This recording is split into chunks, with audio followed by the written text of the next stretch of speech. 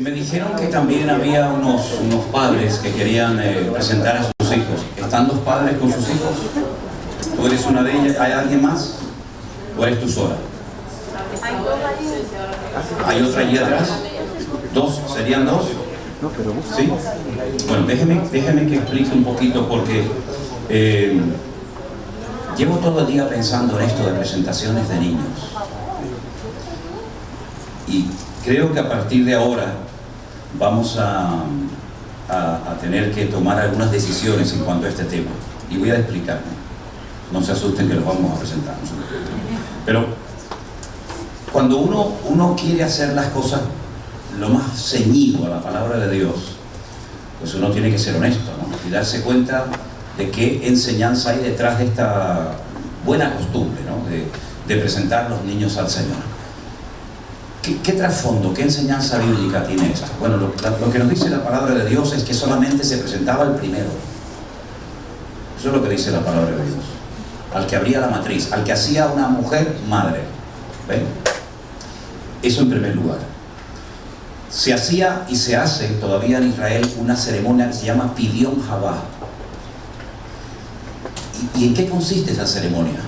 Significa llevar al niño pequeñito, no uno de 15 o 20 años, sino un niño pequeñito, se le pone en las manos del Cohen, del sacerdote, o del rabino de la sinagoga, y se le cubre con dinero.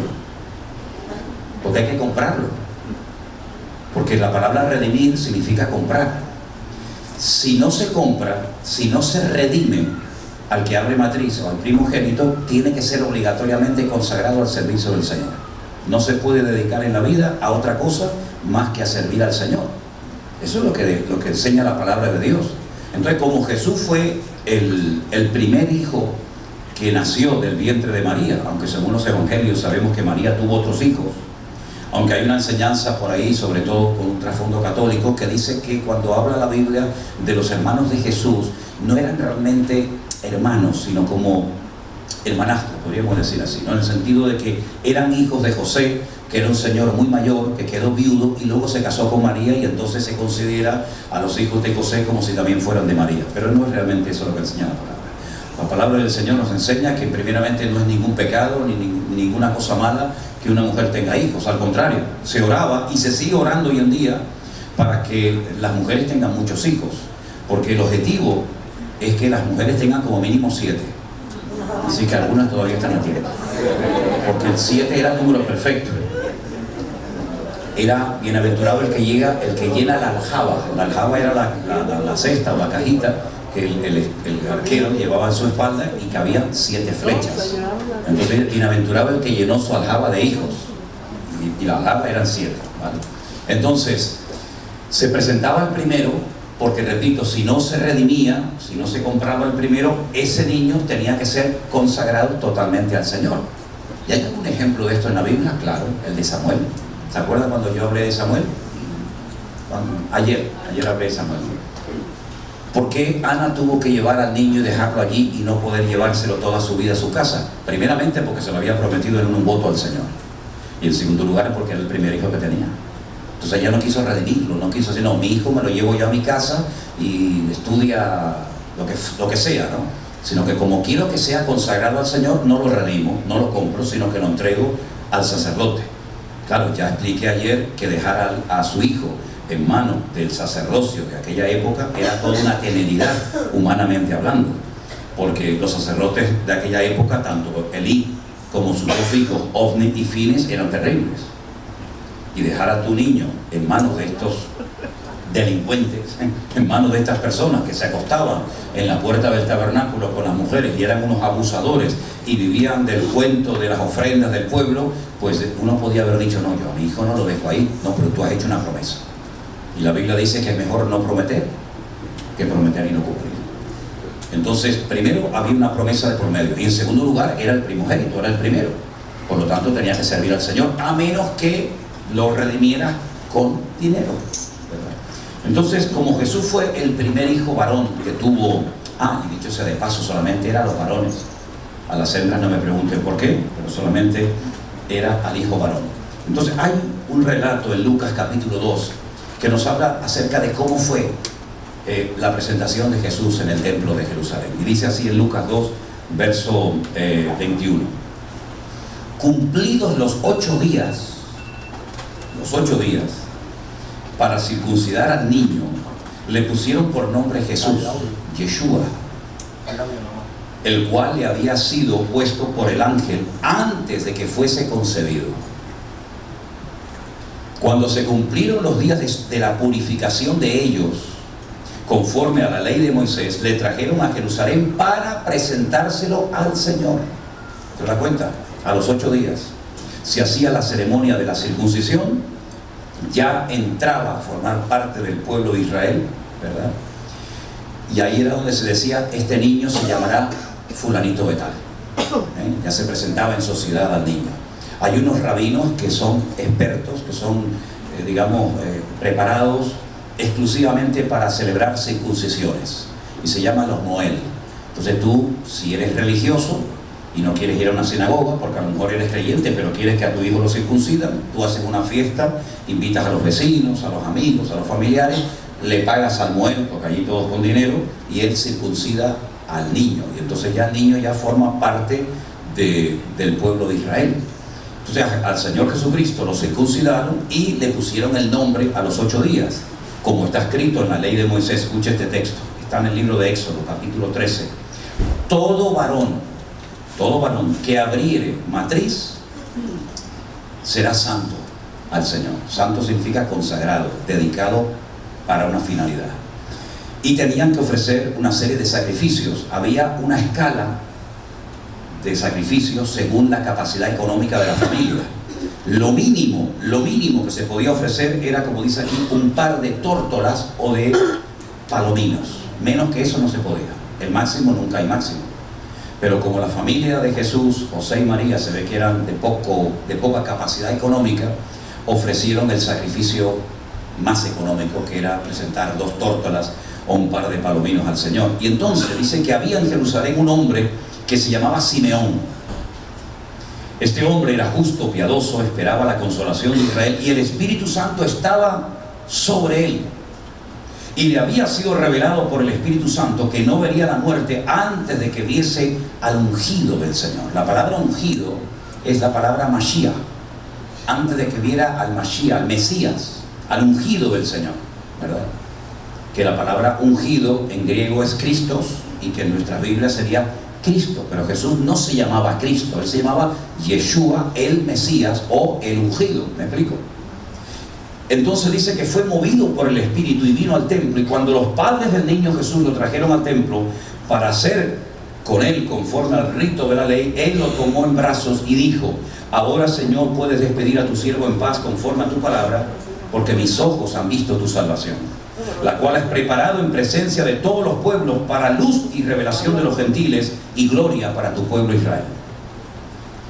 José y su madre María estaban maravillados de todo lo que este hombre decía del niño.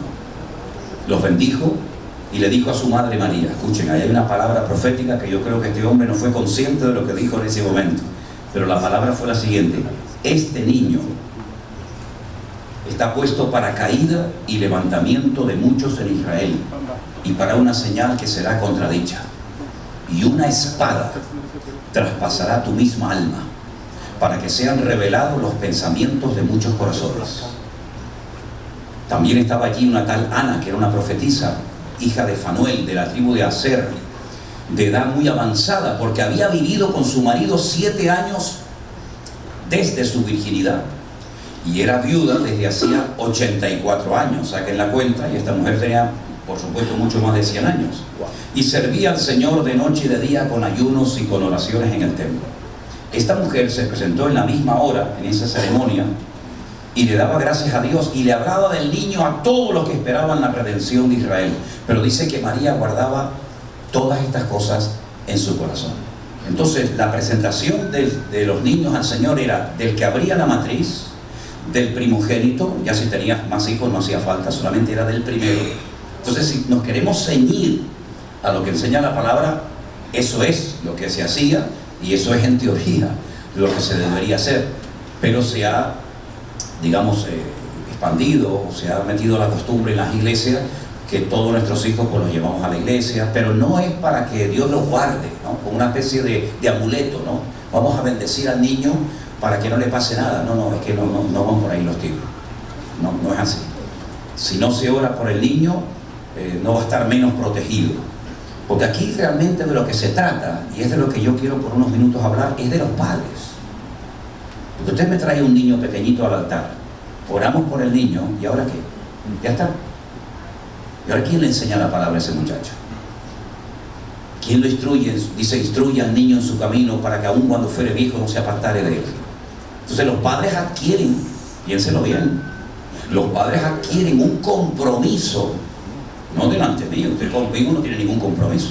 Usted adquiere un compromiso, una responsabilidad delante del Señor, de enseñar a ese hijo en la palabra, de ser un ejemplo, de ser un testimonio, enseñarle a orar, enseñarle que tanto en este país como en cualquier parte del mundo donde vaya, sobre todo cuando sea grande y vaya, por ejemplo, a un instituto, una universidad, le van a enseñar todo lo contrario a lo que nosotros enseñamos como principios morales, espirituales y bíblicos.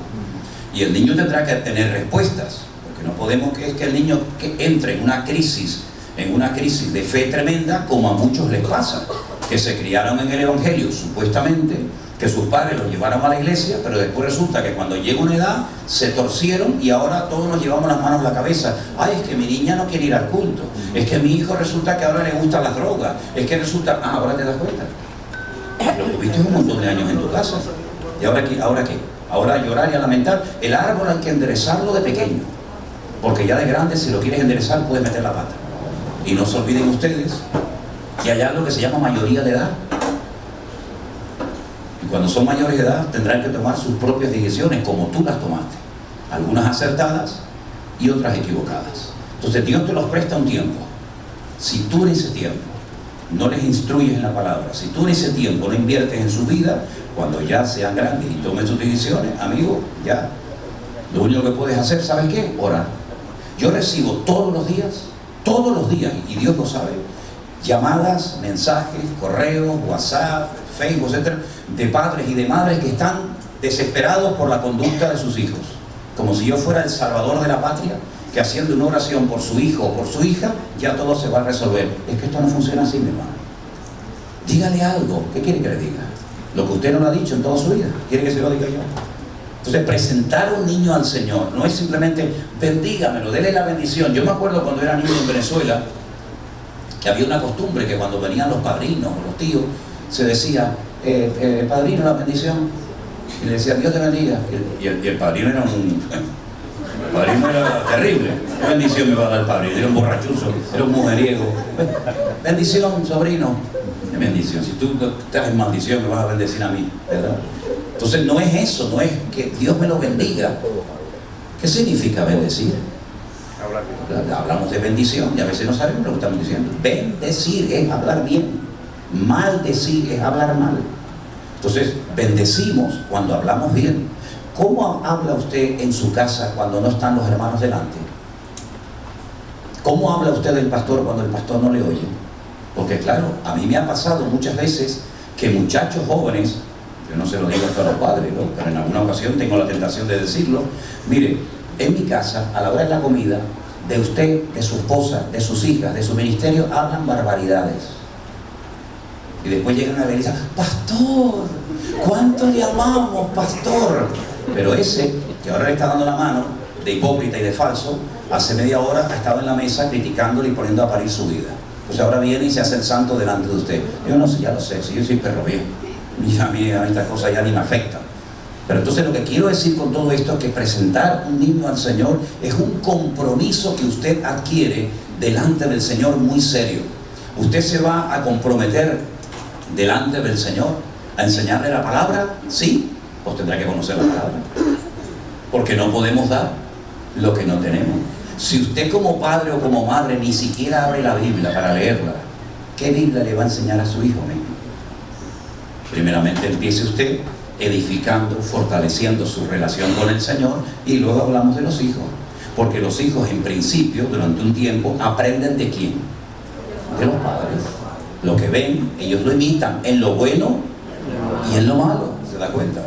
Entonces, El ambiente del hogar es fundamental para que esa criatura, el tiempo que esté bajo su techo, pueda ser instruido en la palabra, no con palabras, porque hay padres que leíste la Biblia, oraste, prepárate para ir al culto, sí, pero es que eso no es así, no es a base de presión, de garrotazo. Pórtate bien que si no Dios te castiga, me decían a mí, claro, estaba todo el día castigado, porque era un desastre, ¿me entiendes? Entonces uno tiene un concepto de que o te portas bien o Dios te castiga. Si usted quiere enseñar a sus hijos a garrotazos y manipulándolos, y incluso he oído madres que si te portas bien en la iglesia, después te regalo no sé quién. No, si te portas bien y si vas o no vas, tienes que ir sí o sí, pero claro, que el niño se enamore de tu Dios. ¿Por qué dice la Biblia el Dios de Abraham, el Dios de Isaac y el Dios de Jacob? Porque los hijos imitaron y adoptaron la fe y la creencia de sus padres. Abraham fue un ejemplo para su hijo Isaac. Por eso Isaac dijo, yo también quiero tener el Dios de mi padre. Isaac fue un ejemplo para su hijo y ellos quisieron tener la fe de sus padres, el conocimiento de la palabra de Dios de ellos. Por lo tanto, mi hermano, esto es un compromiso muy serio, ¿sí? ¿Dónde están los que quieren presentar a sus hijos? ¿Usted está sola? ¿No está su marido con usted? Está solita. ¿Y usted? También está. Bueno, pues pasen un segundito adelante con sus niños. ¿Cuánto tiempo llevan ustedes viniendo a la iglesia, hermanas? Yo desde febrero del año pasado estoy en la iglesia. Ajá. ¿Y usted, hermana? De junio. Desde junio del año pasado. Ok, pase adelante. ¿Cómo se llama su chiquitín? Sebastián. ¿Y el suyo? Santiago. Bueno, gloria a Dios. Los dos por ese, Santiago y Sebastián. Muy bien, gloria a Dios. ¿Qué tal, caballero? Bueno. ¿Cuánto tiempo tienen? 4 añitos. Buenas tardes, don Santiago. ¿Cómo está?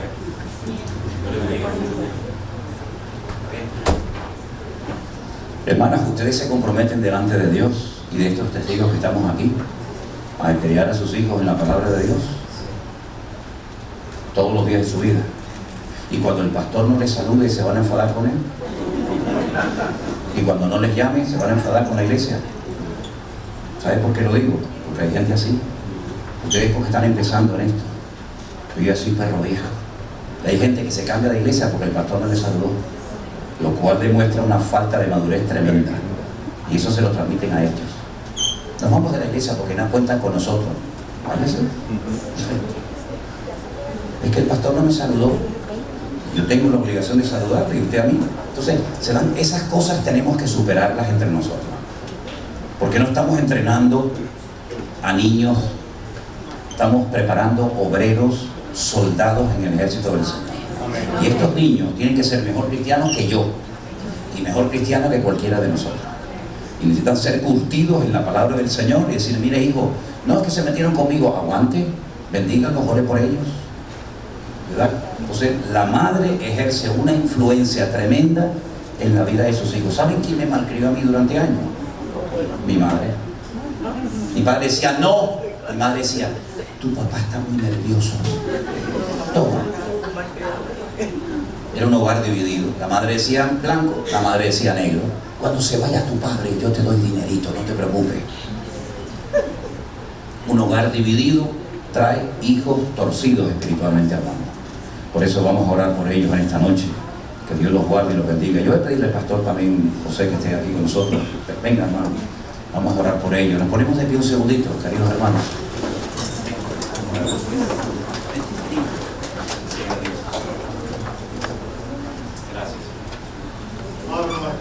Gracias por la bendición que nos das de estar en tu presencia en esta noche y de traer a estos niños delante de ti. Dijiste, dejad a los niños venir a mí y no se lo impidáis porque de los tales es el reino de los cielos. Porque a menos que aceptemos el reino de los cielos con nuestros niños, allá no llegaremos. Te damos gracias por su vida, Señor, bendecimos. Te damos gracias por lo que ellos significan para sus familias. Te rogamos, Padre, que sus padres puedan hacer la labor para la cual tú nos has llamado, guiarlos en la disciplina y amonestación del Señor. Te damos gracias por ello, bendecimos, Señor, y te pedimos que sean siervos tuyos todo el resto de su vida. En el nombre de Jesús. Sí, Padre, oramos por ellos y por sus madres, para que en el nombre de Jesús tus ojos estén abiertos sobre estas criaturas, sobre este hogar, todos los días de su vida, Señor. Y que puedan siempre acercarse a ti pidiéndote sabiduría y ayuda de lo alto para que puedan criar a sus hijos en la palabra de Dios, en el temor de Dios, en la disciplina del Señor. Los bendecimos y te damos gracias por ellos, en el nombre de tu amado Hijo Jesús. Amén. Amén. Aleluya. Dios bendiga.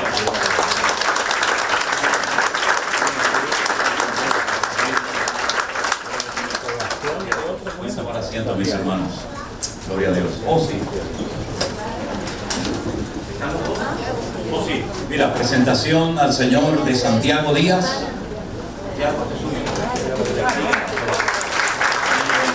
También de Sebastián Guzmán.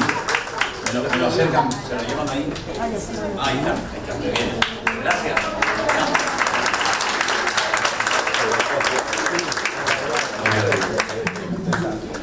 Es un privilegio ser padre y madre, ¿verdad? Pero es una tremenda responsabilidad. Yo sí por algo le doy gracias al Señor hoy en día, es que mis hijas ya están grandes, están criadas, pero si tuviéramos que criar niños pequeños hoy en día, oye, yo no sé cómo está la situación aquí, aunque me lo imagino. En Europa esto es terrible. Europa ya está totalmente destrozada. Como es un país, más que un continente, es como un país. Lo que se aprueba en un lugar se tiene que aprobar en otro. Y bueno, es todo al revés, todo al revés. Lo malo ahora es bueno, lo bueno es malo. Lo que antes era una vergüenza, hoy en día, incluso la gente mayor, cuando hablas con ellos, como que son ya muy tolerantes a cosas, porque, bueno, si ustedes no lo ven así, ustedes están anticuados, la Biblia ya está caducada, esos principios ya funcionaron un tiempo, pero ya no tienen nada que ver. Es una presión constante, permanente, en las películas, hasta en Disney. Aquí me enteré también de toda la basura que hay ahí. Espero que no le estén dando dinero a estos degenerados. Todas las películas, las telenovelas, los cuentos de los niños. Yo me acuerdo antiguamente, yo veía el zorro, en blanco y negro. ¿Se acuerdan el zorro? El Sargento García, Batman, todas aquellas. Hoy en día uno ve y dice, ¿pero esto qué es? Terrible, ¿no? Entonces que Dios les dé mucha sabiduría a los que tienen niños en edad escolar, porque la presión es brutal. Y oren sobre todo para que sus hijos, sus hijas, no se enamoren de muchachos y de chicas inconversos, porque entonces sí que vas a tener un problema, porque ya se mezclan ahí los sentimientos, las emociones, y ese cuento de que no, yo me enamoré de este muchacho, él es un buen chico. Algunos padres dicen, es un buen chico. Digo, no, si al diablo también parece bueno de entrada, yo después lo voy a convertir. Si no estás convertida ni tú, lo vas a convertir a él. ¿Y por qué no esperas a que se convierta y después hablamos? Dice que el hombre cuando se casa con la mujer pide a la vida que su mujer nunca cambie. Las mujeres oran para que Dios le dé sabiduría para ver cómo cambia de alguna manera. Entonces, posiciónate, hazte valorar. Oye, no hay nada malo que te guste un muchacho o una muchacha, que no es convertido, que no es creyente, ora. Tenemos un Dios todopoderoso, llévalo tú a tu terreno y que no te lleve él al suyo. ¿Por qué? ¿Verdad? Dice la Biblia que se conviertan ellos a ti y no que te conviertas tú a ellos. Lo que empieza muy bonito, ¿verdad?, puede terminar en un auténtico desastre. Y no es la primera vez que una hermana me dice, yo me equivoqué, me precipité, me adelanté, y bueno, ahora pues tengo que asumir las consecuencias, ¿no? Así que todo lo que puedas evitar, evítalo. Más vale estar solo que mal acompañado, ¿verdad? Entonces, cuando la Biblia nos da enseñanzas, instrucciones como no os unáis en yugo desigual, ¿qué pasa? Que Dios no quiere amargar la vida, Dios no quiere que seamos felices. No es por eso, al contrario, te lo dice porque sabe las lágrimas que puedes derramar sin necesidad, que te las podías haber evitado si hubieras puesto en práctica la palabra de Dios. Y por experiencia les digo, merece y vale la pena esperar en las promesas de Dios. Así que no te precipites, ora al Señor, ¿verdad? Algunos me dicen, ¿y puedo poner algunas pruebas? Claro, pero pon pruebas coherentes. Señor, que mañana haya mucho calor en Miami. Oye, hijo mío, vamos a ver, es que... que mañana caiga nieve en Miami si este es el hombre de mi vida. Pero señores, bueno, pues si el Señor quiere, pues mañana caer la nieve, ¿no? Entonces hay gente que pone pruebas, pero son pruebas ridículas, ¿no? Señor, cuando mañana me levante que ya esté el sol salido, bueno, si el sol va a salir, ponga la prueba o no ponga la prueba. Yo siempre le digo a la gente que hay 3 elementos fundamentales para uno estar seguro de que estoy haciendo la voluntad de Dios. Es una enseñanza que yo he dado en muchas ocasiones, pero yo quiero reiterarla esta tarde. Dios ha puesto en mi corazón que yo le vuelva a recordar que para saber si uno está haciendo la voluntad de Dios hay 3 elementos fundamentales que no pueden faltar el uno del otro. Uno es, ¿qué dice la palabra de Dios? ¿Qué dice la Escritura? Porque tú puedes tener un sentimiento, tú puedes tener una emoción.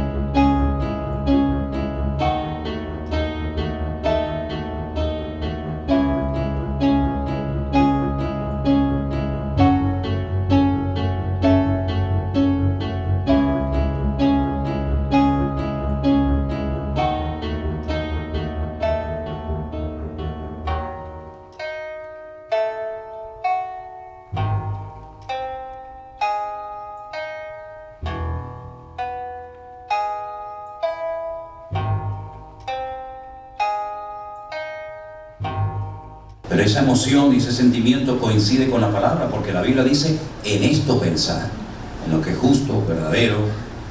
Hay cosas en las cuales no tengo ni que dedicarle ni un minuto de mi tiempo, ¿verdad? Entonces, ¿qué dice la palabra de Dios acerca de esta relación, acerca de este negocio que voy a hacer? ¿Qué dice la palabra de Dios? ¿Me da su aval el Señor? ¿O Dios dice, no, es que eso no es correcto? Segundo lugar, ¿qué dicen las circunstancias? Porque a veces como que queremos presionar una situación, ¿verdad? Obligar, forzar una situación que no se da de una forma natural, ¿verdad? Entonces, si las circunstancias no se dan, no corras, espera, que no pasa nada. Y por supuesto, en tercer lugar, pues la paz que Dios pone en tu corazón, que es, por así decirlo, como dice el texto original, dice, la paz de Cristo que sobrepasa todo entendimiento guardará vuestros corazones y pensamientos, ¿verdad?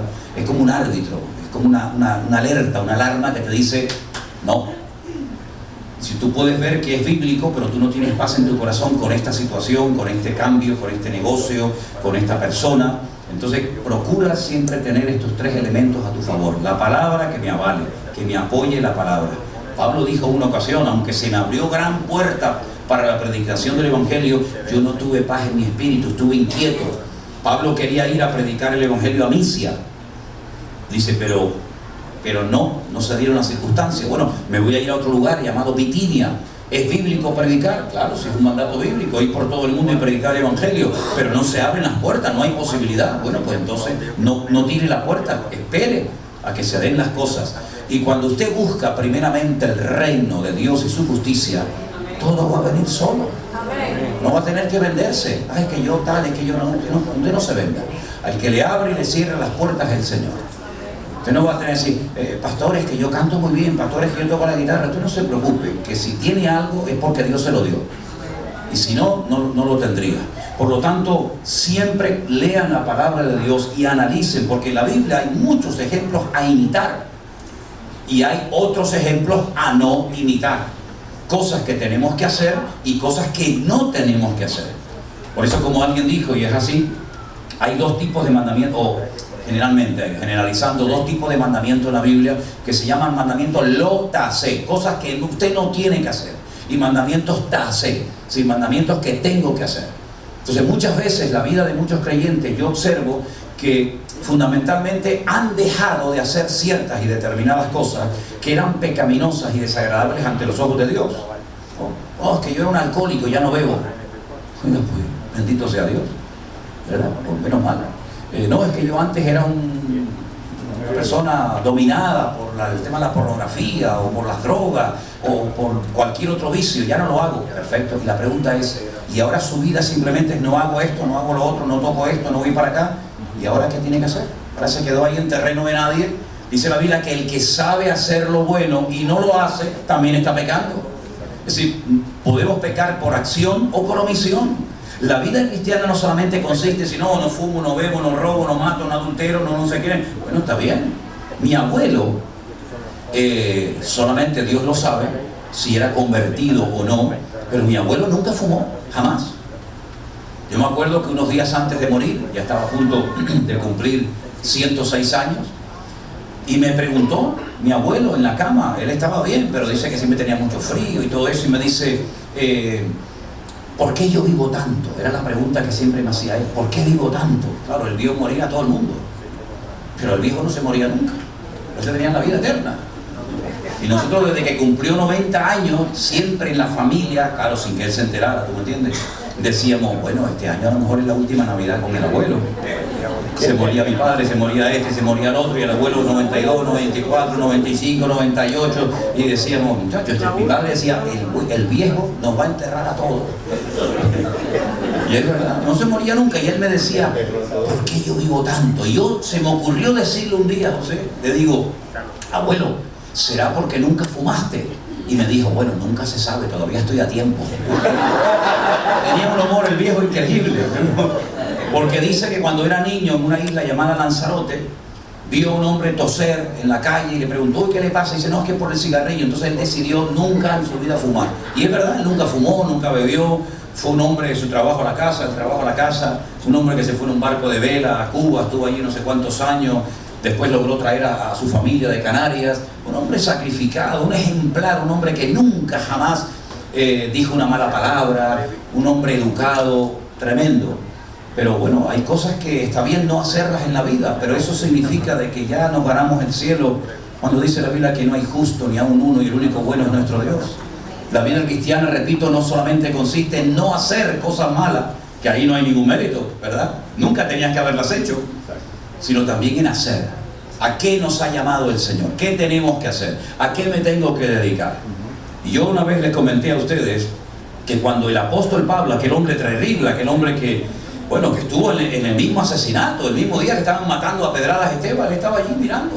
Y él no dijo, un momento, ¿qué están haciendo? Van a matar a este pobre hombre. Y dice, no se preocupe, tráigame la chaqueta, yo le guardo la chaqueta para que le peguen un buen pedrado en la cabeza, ¿no? Y él estaba allí y escuchó un sermón de Esteban que tienen que leerlo ustedes, ¿eh? Eso es tremendo, es un mensaje impresionante. Y él lo escuchó y él se inmutó. Y empieza desde el Génesis prácticamente hasta toda la historia del pueblo de Israel. Cuando este hombre tiene un encuentro, una experiencia personal con el Señor y cae a tierra y queda prácticamente ciego, por lo menos por un tiempo, la primera pregunta que él le hace a ese ser con el que está hablando, en idioma hebreo, dice, ¿quién eres? Y le dice, yo soy Jesús, a quien tú persigues. Dura cosa te es dar coces contra el aguijón. Wow, se quedó impactado. Porque a él le habían dicho como judío que ese judío lo habían matado los romanos en la cruz y que acabaron con él. Y ahora ese le está diciendo: yo soy Jesús, a quien tú estás persiguiendo. Oh, si hubiera tenido dentadura postiza, se le hubiera caído de golpe a Pablo al suelo.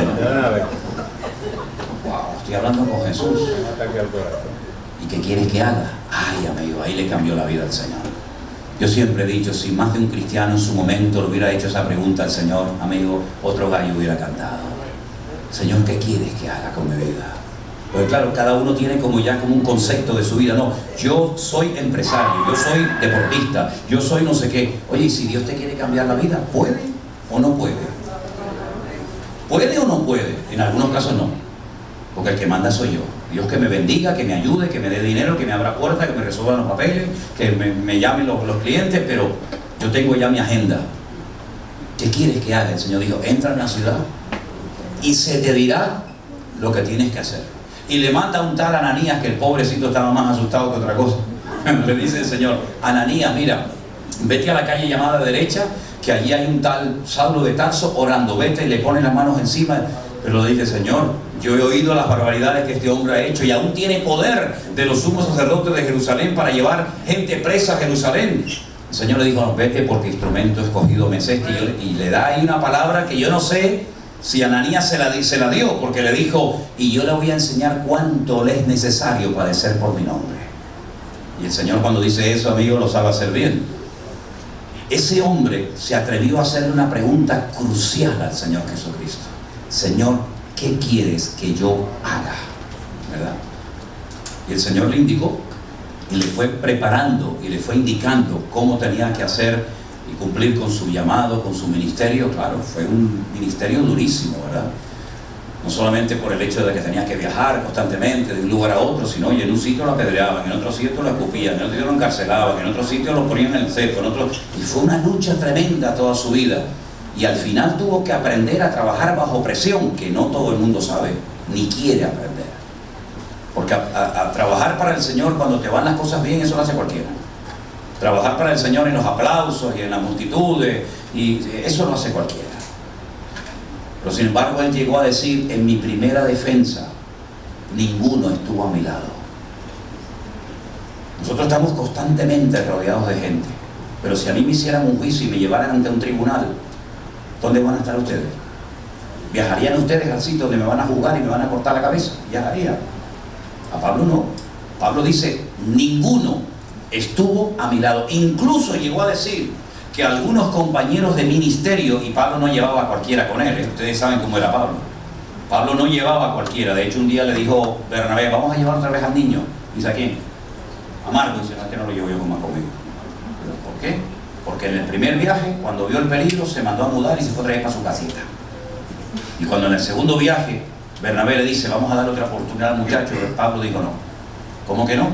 No. Dice que hubo tal discusión entre Pablo y Bernabé. No se olviden que Bernabé fue el que lo llevó y lo presentó a la iglesia primitiva. Él dijo: conmigo este no viene más. Y nunca más volvió a trabajar con Marcos. Así era Pablo. Entonces, cuando habla de que en su grupo de ministerio estaba pues Timoteo, Tito, Priscila, Aquila, Tiquico, en fin, y estaba también Demas y Alejandro, imagínate, para poder trabajar con este hombre, las exigencias que este hombre le pedía a esos obreros. Y dice: Alejandro, el que viajaba conmigo, me causó muchos males. Fíjate tú. Demas, que es mencionado en otras epístolas de Pablo, dice: me dejó por amor al mundo, se fue al mundo. Para que después digan algunos, dicen: no, es que cuando uno conoce al Señor no se puede otra vez ir al mundo. Pues será en tu cristianismo, porque en el mío lo veo así lamentablemente todos los días. Me desamparó amando este mundo. Y era un predicador, era una persona que viajó en el equipo del apóstol Pablo. Y dice: ninguno estuvo a mi lado. Incluso tiene que pedirle a Timoteo que por favor lo visite pronto y que le traiga un capote que había dejado en casa no me acuerdo ahora, Aristóbulo creo que se llamaba, porque tengo frío, y tráeme los pergaminos. Dice: pero aunque ninguno estuvo a mi lado, el Señor estuvo a mi lado. Amén. Y me dio fuerzas, y así pude cumplir con el llamado y con el ministerio que Dios me dio, y me libró de la boca del león y me seguirá librando de la boca del león. Y uno dice: bueno, ¿y cómo terminó este hombre?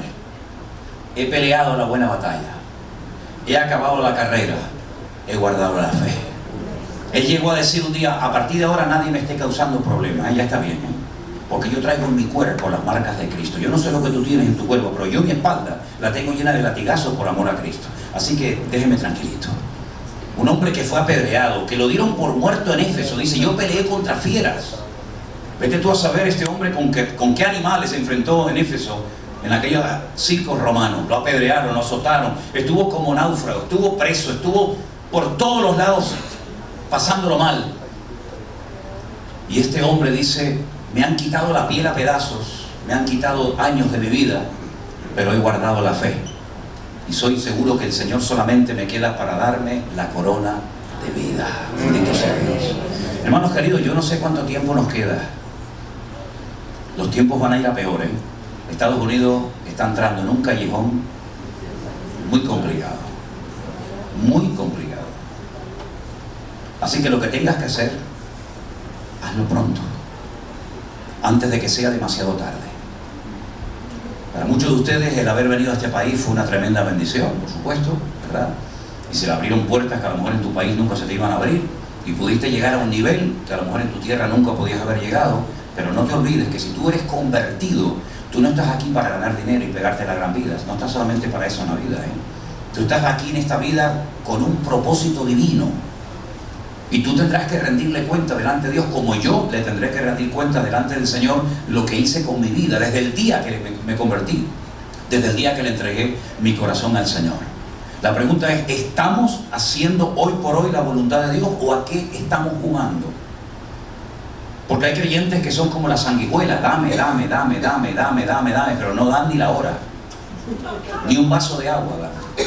Entonces yo creo que estamos llegando a un punto en nuestra vida, desde el año 2020, yo lo tengo grabado a fuego aquí adentro, yo tengo varias fechas en mi corazón que no he olvidado en mi vida. Y una de ellas fue el año 2020, en el mes de marzo, cuando el Señor dijo, alto a la iglesia, un momentito, hay que reflexionar, hay que meditar, esto no va bien. Y Dios metió a millones de cristianos, y Dios metió a miles y a millones de hermanos nuestros alrededor de la tierra para que reflexionáramos, para que nos preguntáramos qué estábamos haciendo con nuestra vida, con nuestros recursos, con nuestra familia. Gente que hacía años que no leían la Biblia, hermano. Gente que se había criado en el Evangelio y que eran calientabancos, gente que no tenía ningún compromiso. No tengo tiempo, no, yo no puedo, que el trabajo. Siempre había alguna cosa que siempre se interponía entre tú y la relación con el Señor. Y yo creo, sinceramente lo creo, que el año 2020 fue el año en el que Dios habló más claramente, que hacía siglos que no hablaba. Hacía siglos que el Señor no había hablado tan directo, tan claramente al pueblo de Dios como en aquel año. Pero algunos oraban, Señor, que pronto venga la normalidad. Yo veía eso y yo decía, ¿y la normalidad no será esta? A ver si lo que nosotros consideramos normal resulta que se nos volvió nuestra contra, porque yo no he visto a ningún creyente en necesidad renegar de Cristo, a ninguno. Pero yo sí he visto a muchos creyentes que en la prosperidad se echaron a perder y se olvidaron de Cristo. Yo siempre lo he dicho y lo digo en todas partes donde voy, donde más sentí yo la gloria del Señor, donde más respaldo de Dios yo sentí, donde yo vi cosas en el ministerio que en mi vida había visto, ¿saben dónde fue? En la isla de Cuba. Ni en Estados Unidos, ni en Alemania, ni en Italia, ni en Israel, ni en ninguna parte. Porque allí los hermanos, cuando terminábamos de comer, por lo menos cuando yo estuve en aquellos años, me decía uno de los pastores, Pastor Sierra, hoy hemos comido, mañana Dios dirá. Y allí vi que la gente se tomaba en serio su comunión con el Señor, porque o te tomas en serio tu comunión con el Señor, o no tienes presente y mucho menos futuro. Entonces, mis queridos hermanos, el que mucho ha recibido, también mucho se le demandará. Así es que ore al Señor, hágale esta pregunta al Señor, si es que se atreve, a lo mejor no le interesa hacerla. Señor, ¿qué quieres que yo haga con mi vida? Antes de que sea demasiado tarde.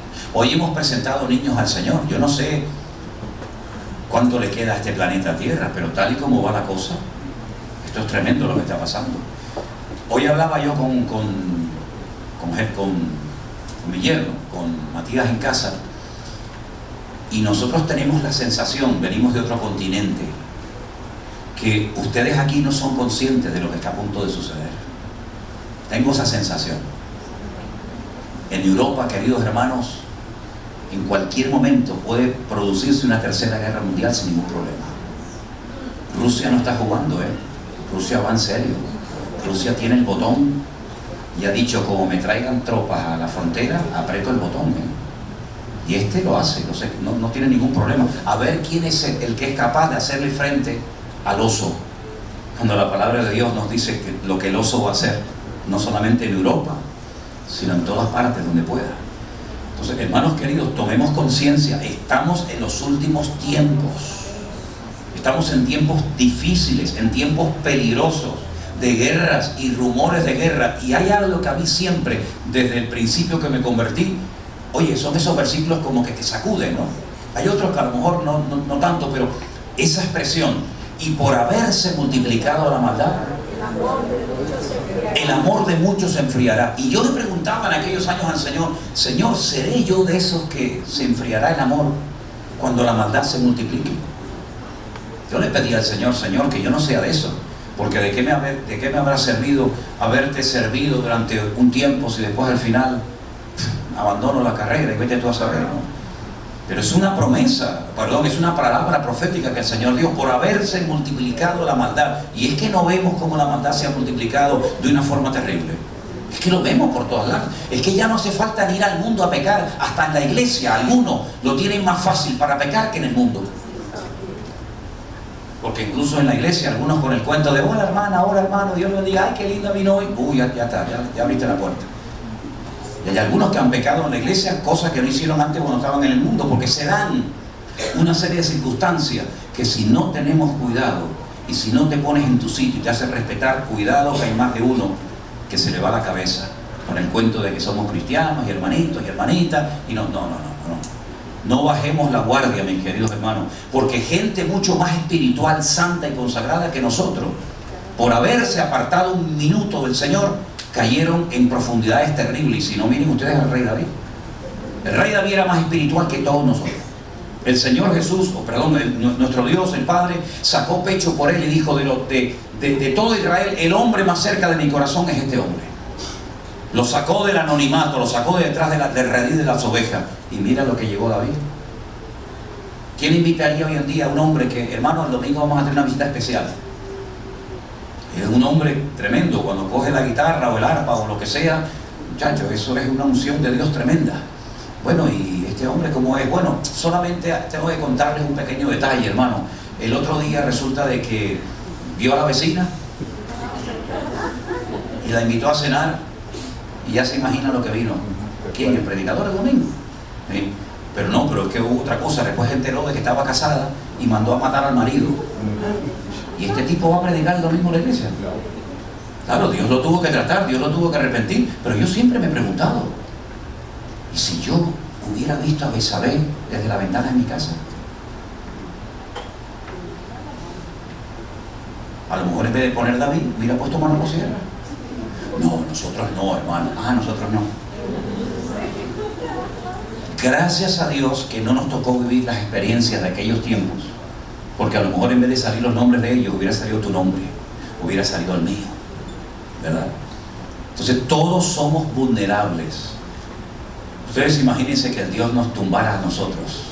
Sería tremendo, ¿no? Sería tremendo. La cantidad de gente que se llevaría una desilusión tremenda. Por eso siempre decimos, no pongan la mirada en los hombres. No echen a perder a los hombres, no echen a perder a los pastores. Son hombres de carne y hueso, tan vulnerables como cualquiera de ustedes.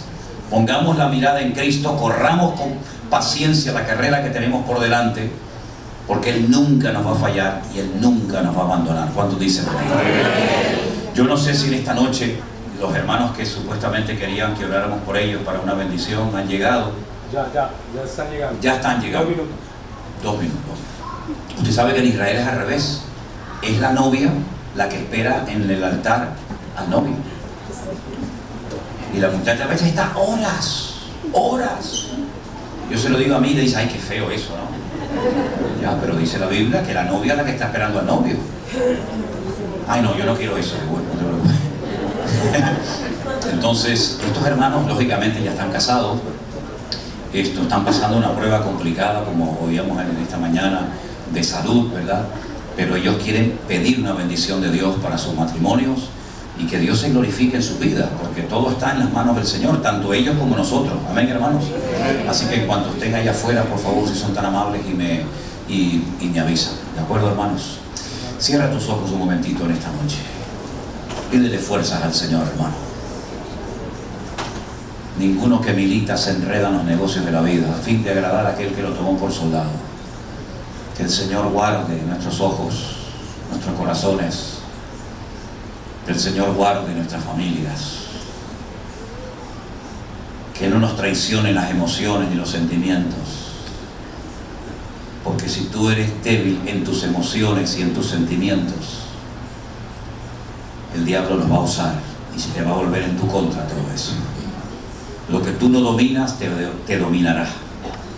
Así que entréguele a Cristo todas las áreas de debilidad de su vida, para que usted pueda decir: soy más que vencedor en todas y en cada una de las áreas de mi vida.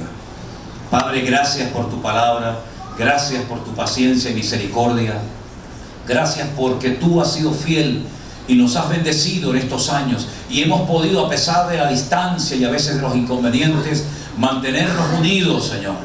Y hemos visto tu gloria, pero anhelamos más, Señor. Sabemos que todavía hay mucho camino por recorrer, muchas metas que alcanzar, y pedimos que nos renueve las fuerzas para que nosotros, que hemos sido llamados y transformados por el poder de Dios, podamos en esta hora de la historia ser una luz en medio de tanta tiniebla y de tanta oscuridad. Fortalécenos en la fe, que nos mantengamos unidos, que nada ni nadie, Señor, aparte la mirada y la confianza de ti, porque tú eres el único que no fallas y que nos acompañarás todos los días hasta el fin del mundo, mi Señor. Guárdanos, los casados, los solteros, los jóvenes, los que empiezan, los que llevan años, los que estamos en la obra en primera línea. Guárdanos, Señor, protégenos, Dios mío, líbranos de tentaciones y que venga siempre tu reino a nuestras vidas, guardándonos de todo peligro y de todo mal. En el nombre de tu amado y bendito Hijo Jesús. Amén. Y amén. Gloria al Señor.